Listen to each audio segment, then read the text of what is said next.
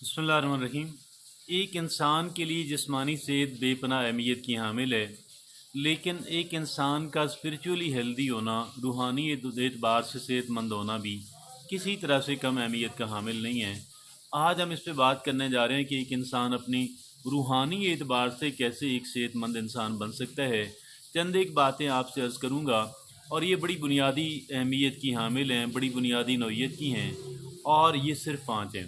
اور جب 5 کی ہم بات کرتے ہیں، سب سے پہلا کرنے کا کام یہ ہے کہ مائنڈ فلنس اینڈ میڈیٹیشن۔ یہ کیا ہوتا ہے؟ Practice mindfulness and meditation to connect with your inner self. Mindfulness کا مطلب یہ ہے کہ اسٹے پریزنٹ، اسٹے فوکسڈ، لمحہ موجود کے اوپر ساری توجہ مرکوز کر لیں۔ اور میڈیٹیٹ کا مطلب ہوتا ہے مراقبہ کرنا۔ مراقبہ کرنے کی اگر آپ کو پتہ ہے تو ٹھیک، نہیں اگر آپ جاننا چاہتے ہیں ہم اس پہ الگ سے بات کریں گے۔ اور جو دوسری بات ہے وہ ہے کہ وہ ہے گریٹیٹیوڈ پریکٹس، شکر گزاری والا رویہ اپنائیں۔ کیسے اپنا سکتے ہیں؟ Reflect on the things you must be grateful for, یا بلکہ یوں کہیں shift your focus from what you lack to what we have. جو چیزیں ہمارے پاس نہیں ہیں ان سے توجہ ہٹا لیں، جو چیزیں ہمیں میسر ہیں، ہمارے لیے اویلیبل ہیں، ساری توجہ ان کے اوپر مرکوز کر لیں تو شکر گزار بندہ بننا آسان ہو جائے گا۔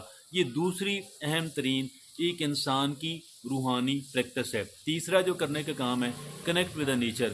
یہ کیا ہوا؟ Spend time in the nature to feel a sense of awe and connection, تاکہ ایک انسان جو ہے ایک کہہ لیں کہ اپنے بہت ہی کہہ لیں کہ ایک انسان اگر چاہتا ہے کہ اسپرچولی ڈیولپ ہو تو بنیادی باتوں میں ایک یہ بھی ہے کہ آپ کچھ نیچر کے ساتھ، یہ کراؤڈ سے دور، اور یہ جو انسان کی بنی ہوئی چیزیں ہیں، آپ زیادہ نہیں ہو سکتا پارک میں چلے جایا کریں۔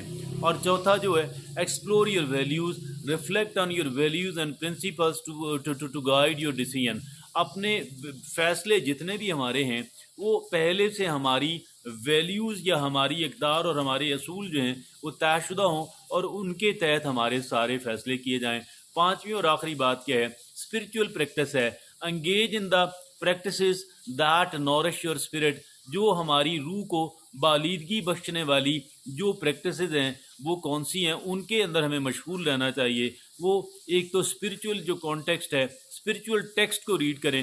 میں کہتا ہوں کہ قرآن پاک کا مطالعہ کریں اور نماز پڑھیں، 5 وقت کی پنجگانہ نماز پڑھیں۔